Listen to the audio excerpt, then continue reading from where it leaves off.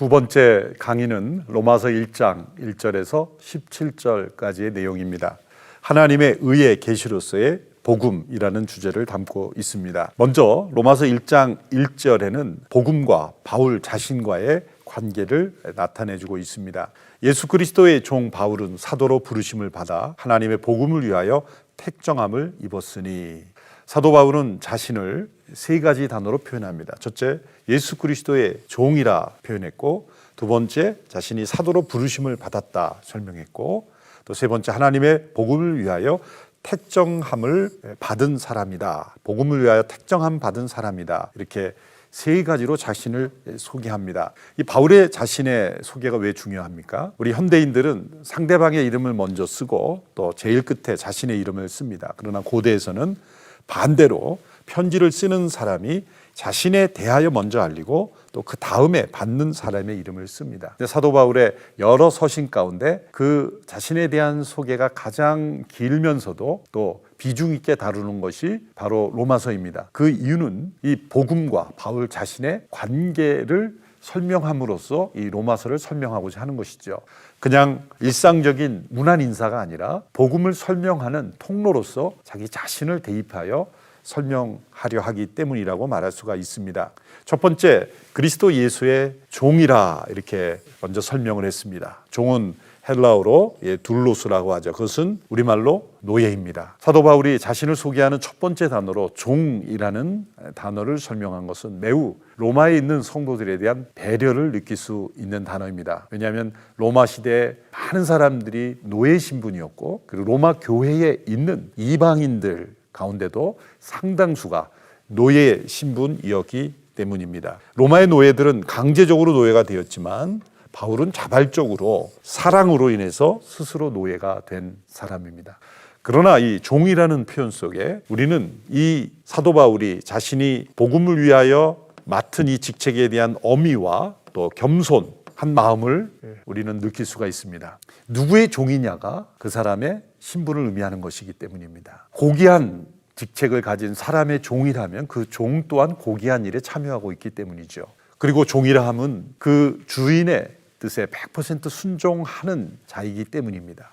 사도 바울은 그리스도 예수의 종입니다. 이 종된 마음으로부터 이 바울의 복음이 시작이 됩니다. 바울은 스스로 자기가 주인이라고 여기지 않았고, 이 복음이 자기로부터 만들어지거나 자기의 생각이나 어떤 사회에서 만들어진 이론이나 또 누구로부터 배운 것이 아니라 예수 그리스도 예수로부터 받은 복음, 그분을 만남으로써 깨닫게 된 복음, 그리스도께서 나에게 찾아오심으로 내가 깨닫게 된 복음을 전하는 종이다, 이렇게 설명하고 있는 것이죠.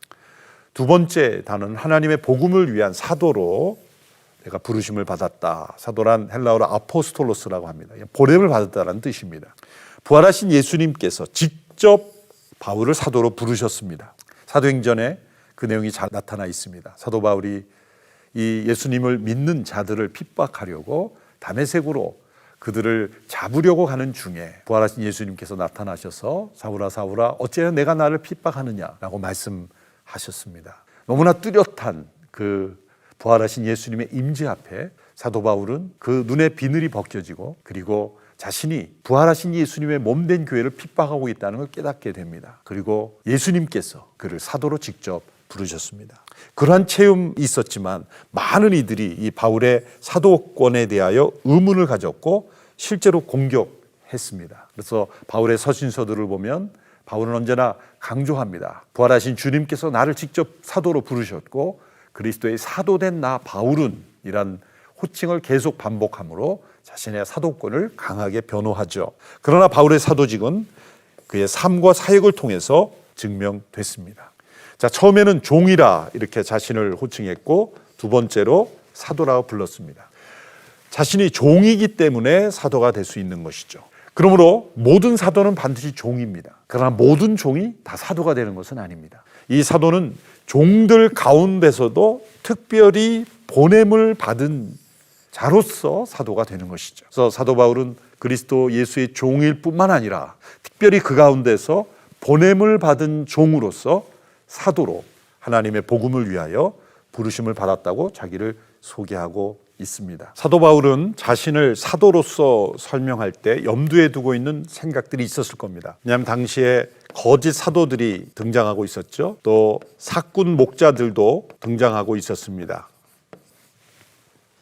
복음을 전한다고 하지만 거짓 복음을 전하고 다른 복음을 전하고 또 복음을 통해서 자신이 이득을 얻으려고 하는 사꾼 목자들, 이런 사람들과 자신을 구별시키는 것이죠. 그래서 사도 바울은 자신이 전하는 복음이 자신 때문에 훼손되지 않게 되기를 바라는 마음으로 이러한 소개를 하고 있는 것입니다. 또 한 가지 세 번째 소개가 나타나죠. 내가 하나님의 복음을 위하여 택정함을 받았다. 이것은 예레미야 1장 5절의 말씀을 연상케 합니다. 그것은 예레미야 예언을 통해서 하나님께서 예레미야에게 내가 너를 복중으로부터 태어나기 전부터 너를 구별하여 이 하나님의 말씀을 전하는 자로 불렀다라는 예언의 말씀이 나오는데, 사도 바울이 이 택정함이라는 단어를 갈라디아서 1장에서도 이제 사용하는데, 그것은 예레미야 선지자를 통해서 예언된 역사가 자신을 통해서도 이루어졌다. 그러므로 나는 세상에 태어나기 전부터 하나님께서 복음을 위하여 나를 태어나게 하셨고 나를 복음을 전하는 사도로 부르셨다라는 간증으로 이 로마서에 나타난 인사를 하고 있는 것입니다. 로마서 1장 1절에 자신을 소개한 이후에 바로 복음을 설명하는 내용으로 들어갑니다. 로마서 1장 2절에서 4절까지는 바울 자신이 그리스도 예수의 종으로 또한 복음을 위한 사도로 부르심을 받아 어떤 복음을 전했는지를 간략하게 서론적으로 먼저 설명합니다. 그 내용이 2절에서 4절에 나옵니다. 이 복음은 하나님이 선지자들을 통하여 그의 아들에 관하여 성경에 미리 약속하신 것이라. 그의 아들에 관하여 말하면 육신으로는 다윗의 혈통에서 나셨고 성결의 영으로는 죽은 자들 가운데서 부활하사 능력으로 하나님의 아들로 선포되셨으니 곧 우리 주 예수 그리스도시니라. 자, 이 복음은 이렇게 설명을 하면서 중요한 단어들이 있습니다. 하나님이 선지자들을 통하여 그의 아들에 관하여 성경에 미리 약속하신 것이라. 그리고 나서 그분의 그 아들에 관한 설명을 이제 먼저 합니다. 먼저 이 복음에 관한 간략한 설명을 우리가 이 말씀을 정리해 보면 다음과 같은 중요한 진리들을 발견합니다. 첫째로 복음은 무엇이 아니라 누구에 관한 문제입니다. 인격이라는 것이죠. 복음은 그의 아들에 관한 것이라. 예수 그리스도, 그분이 복음인 것입니다. 그분이 말씀하신 내용은 복음의 진리입니다. 그러나 그 이전에 하나님의 아들, 그분이 곧 우리에게 복음입니다. 이 복음이라고 할 때 이 헬라어는 유앙겔로이라는 단어를 쓰는데요. 이것은 그 시대의 좋은 전령, 1세기전 전쟁에서 승리한 황제가 이제 전쟁에서 승리한 그 내용을 이 전령을 통해서, 앙겔로이를 통해서 이제 승리와 자신의 통치권 또 평화를 선포했습니다. 이 앙겔로이라는 단어, 앙겔로이의 유가 좋은이라는 뜻이죠. 그래서 좋은 소식을 전하는 겔로이, 앙겔로이. 그래서 유앙겔로이, 그런 복음론에 대한 설명이 여기에 나와 있습니다. 그래서 복음은 무엇이 아닌 누구에 관한 문제라는 것입니다. 두 번째, 이 복음은 바로 하나님의 아들, 곧 예수 그리스도에 관한 것입니다.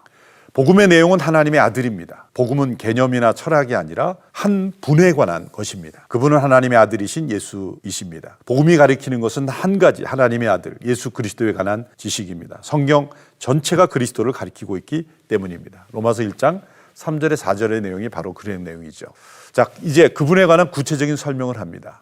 두 가지로 구분해 설명하는데, 첫째로 육신으로 설명, 두 번째 성결의 영으로의 설명입니다. 육신으로는 다윗의 혈통에서 나신 완전한 사람이시며, 또한 영으로는 죽은 자들 가운데 부활하사 능력으로 하나님의 아들로 선포되신 우리 주 예수 그리스도이십니다. 그래서 성경 전체가 그리스도를 가리키고 있다. 예수님께서 엠마오로 가는 두 제자에게 이미 누가복음 24장에서 이렇게 설명하죠. 모세의 율법과 선지자의 글과 그리고 시편에, 이것은 구약 성경 전체를 말씀하신 토라, 네빔, 케투빔. 그래서 모세 율법과 선지자와 또 시가서의 모든 내용, 곧 구약 성경 전체가 나를 가리켜, 예수 그리스도를 가리켜 기록된 모든 것이 이루어지는 것이다 설명해 주셨습니다. 구약의 모든 내용들이 바로 예수 그리스도를 가리키고 그분을 설명하기 위해서 기록된 책이라고 설명하신 것입니다. 그러므로 복음은 하나님께서 선지자들을 통해서 미리 약속하신 것입니다. 이것이 매우 위대합니다. 구약 성경 전체가, 여기서 이 선지자라 함은 꼭 예언자만 얘기하는 것이 아니라 하나님의 약속을 받는 통로가 되었던 전체 구약에 난 모든 등장인물, 그것이 어떤 역할이든 부정적이든 긍정적이든, 또 모세처럼 율법을 받았던, 또 이 야곱처럼 방황하는 인생을 살았던, 어떠한 생애를 살았던, 성경에 나타난, 구약에 나타난 모든 사람들을 통해서 미리 약속하셨다. 이것이 복음의 위대한 능력입니다.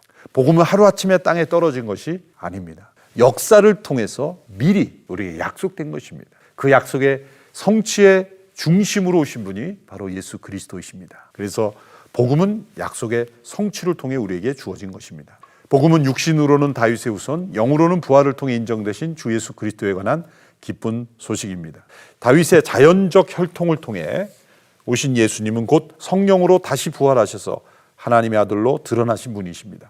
인정되었다라는 것은 원래 하나님의 아들이셨는데 이제 부활하심을 통해서 확실하게 드러나셨다라는 것입니다. 왜 예수님이 다윗의 혈통으로 오셔야만 했는가? 참 인간이셔야만 했기 때문이죠. 왜 부활하셔야만 했는가? 참 하나님이셔야 했기 때문이죠. 참 사람이시며 참 하나님이신만이 바로 인간을 대속하여 구원하실 수 있는 분이 되시기 때문입니다. 바울은 이렇게 인사말 가운데서도 복음을 간략하게 설명하고 있습니다. 이 복음이 자신을 종으로 불렀고 그리고 사도로 불렀고 이 복음을 전하도록 택함을 받았다는 것, 이 간단한 소개의 중심에는 바로 죽음에서 부활하신 예수 그리스도, 그분이 계십니다. 그분이 곧 복음이요, 그분에 관한 것이 복음이요. 역사 속에 예수 그리스도, 그분이 복음으로 이 땅에 오셨다는 것, 그분과 자신이 서로 연결되었다는 것으로 로마서의 이 인사를 시작하고 있습니다.